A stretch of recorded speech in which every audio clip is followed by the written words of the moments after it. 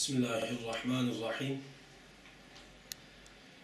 Maalesef okulların kapanışıyla birlikte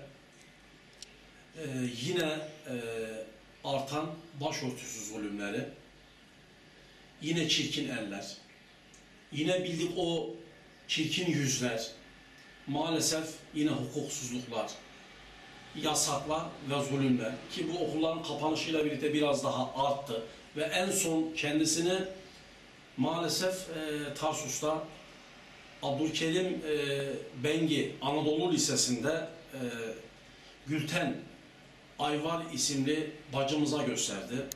Maalesef sanki bu meselelerin bu şekil önü kesilemeyecek, yasak olmamasına rağmen hala yasakçı zihniyet ve kafaya böyle bir gerçekten duruma sahip, hem de bir bayan öğretmenin sınıfın ortasında bu Gülten Ayvar isimli bacımıza işte sizinle mücadele edeceğim, gerekirse maaşımdan olacağım, işimden olacağım ama yani sizin bu başörtüsü meselesi için her şeyimi feda edip bir şekil işte bu meselenin önüne geçeceğim gibi söylemlerle herkesin ortasında gerçekten böyle bir zihniyet taşıması gerçekten böyle hukukun üstünlüğünün dem vurulduğu ve bahsedildiği, özgürlüklerden bahsedildiği bir ülkede maalesef insanı gerçekten ürkütüyor.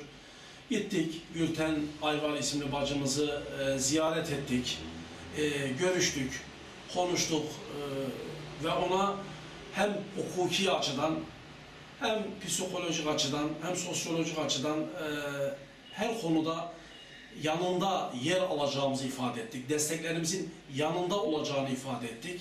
İnşallah böyle bir şey tekrarında yaşanmaz diyoruz. Ama maalesef gerçekten sanki bu meseleler tekrar yaşanacak gibi.